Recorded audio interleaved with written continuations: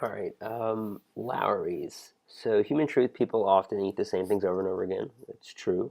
Lowry's seasoned salt gives boring food a burst of delicious flavor compared to regular salts. I could get on board with that. Um, this is where it sort of starts to fall apart for me. Tagline and strategy: rethink salt. It sort of feels a little bit too large. Like I don't know what you want me to come away with when you say rethink salt. Rethink salt in what way? And then your manifesto, I think, further compounds the confusion. You often see recipes that call for the chef to add just a pinch of salt, but what does that salt actually do for the good of your meal? You cannot taste it, doesn't make your meal any more aesthetically pleasing. This is where Lowry's seasoned salt comes in. With Lowry's, you can brighten up your meal, throw a party for your taste buds, and actually be able to identify the deliciousness that a pinch of salt can embody. And I think the issues that I have there is I think most people would disagree that salt is flavorful and that they can taste when something is seasoned correctly with the right amount of salts.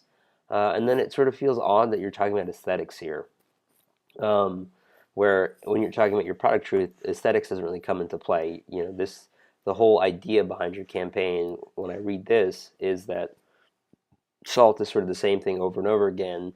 So you want to use Lowry's seasoning salt because it's got sort of it's got a different flavor than salts.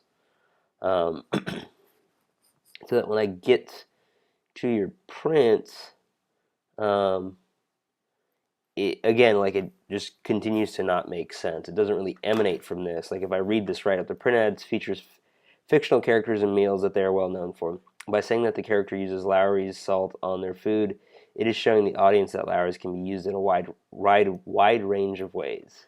So nowhere up until this point did you talk about how it's a versatile type of salts, right? All this really is about taste, and you talk about aesthetic, and now you're talking about versatility. So it doesn't really feel like you've found what that single benefit is, and you're pulling it through. So then your print ad doesn't really make sense. Bugs Bunny puts it on its carrots. I don't really get what that means. And Goldilocks puts it in her soup.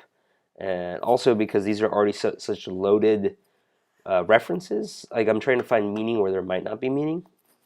Like this one, I think it's easier to find meaning because the story goes that Sam I Am didn't like green eggs and ham, and then he finally tried it at the end, and he really, really liked it.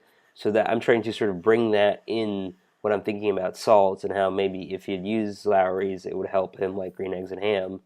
But then I get to Bugs Bunny, he puts it on his carrots. I don't really get why you're using bugs or carrots. And then Goldilocks puts it in her soup, right? That's a little bit confusing too. It's like it doesn't really relate to the story. Um, this is kind of interesting in itself. I think I could actually see people using it, and I think that's kind of fun. Um, and then your digital, um, it doesn't really feel like it's an idea. It's just a hashtag, and let's use Instagram for it. So I'd keep pushing. I mean, I think the most interesting thing you have is this. This sort of feels natural, right? Lowry seasoned salt. It's so good that you're going to want to take it everywhere you go.